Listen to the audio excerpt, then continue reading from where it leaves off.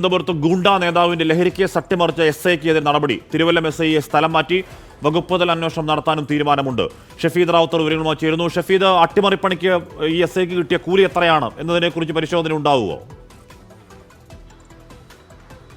അശ്മി, ഉറപ്പായിട്ടും അതടക്കമുള്ള മുഴുവൻ വിവരങ്ങളും പരിശോധിക്കുമെന്നാണ് തിരുവനന്തപുരം സിറ്റി പോലീസ് അറിയിച്ചിട്ടുള്ളത്. ഇതിനോടകം തന്നെ അതിൽ ഏറ്റവും സുപ്രധാനമായിട്ടുള്ള കാര്യം, പോലീസിനെ സംബന്ധിച്ച് പ്രത്യേകിച്ച് ഈ ലഹരി അക്രമ സംഭവങ്ങളിലടക്കം കർശനമായ നടപടിയെടുക്കണമെന്ന് മുഖ്യമന്ത്രി നിർദ്ദേശം നൽകി. ഉന്നത പോലീസ് ഉദ്യോഗസ്ഥരടക്കം ആ രീതിയിൽ പ്രവർത്തിക്കുന്നതിനിടെയാണ് ഇപ്പോൾ തിരുവല്ലം SIയുടെ ഭാഗത്ത് നിന്ന് ഗുരുതര വീഴ്ച സംബന്ധിച്ചിട്ടുള്ള വിവരങ്ങൾ പോലീസിന് തന്നെ ലഭിക്കുന്നത്. കൊലപാതകമടക്കം ഒട്ടേറെ കേസുകളിൽ പ്രതിയായിട്ടുള്ള ഗുണ്ട വെള്ളക്കടവ് സ്വദേശി ഷാജഹാൻ, ഇയാൾ അറിയപ്പെടുന്നത് പൊക്കം ഷാജഹാൻ എന്നാണ്. ഇയാൾ ഉൾപ്പെടെയുള്ള സംഘത്തെയാണ് കഴിഞ്ഞ ദിവസം അറസ്റ്റിലായത്. സംഭവത്തിൽ ഈ തൊണ്ടിമുതലിൽ പോലീസ് കൃത്രിമം കാട്ടിയെന്ന പരാതി അന്വേഷിക്കാനാണ് ഇന്നലെ ഉന്നതതല നിർദ്ദേശം നൽകിയിട്ടുള്ളത്. പിടികൂടിയ ലഹരിമരുന്നിന്റെ പട്ടികയിൽ നിന്നും ഹഷിഷ് ഓയിൽ ഒഴിവാക്കി MDMAയുടെ അളവിൽ കുറവ് വരുത്തി തുടങ്ങിയ ഗുരുതര പരാതികളാണ് ഈ തിരുവല്ലം SI ഉൾപ്പെടെയുള്ളവർക്കെതിരെ ഉയർന്നിട്ടുള്ളത്. കൂടാതെ ഈ പ്രതികൾക്കൊപ്പം പിടിച്ചെടുത്ത 2 കാറുകളിൽ ഒന്ന് മാത്രമാണ് ആദ്യം മഹസറിൽ രേഖപ്പെടുത്തിയതെന്ന ആക്ഷേപവും ശക്തമായിരുന്നു. പകരം ഈ സ്പെഷ്യൽ ബ്രാഞ്ച് നിരീക്ഷണം ഉണ്ട് എന്നുള്ള കാര്യം അറിഞ്ഞതിന് പിന്നാലെ ഈ പോലീസ് സംഘം മറ്റൊരു കേസ് എടുത്തുകൊണ്ട്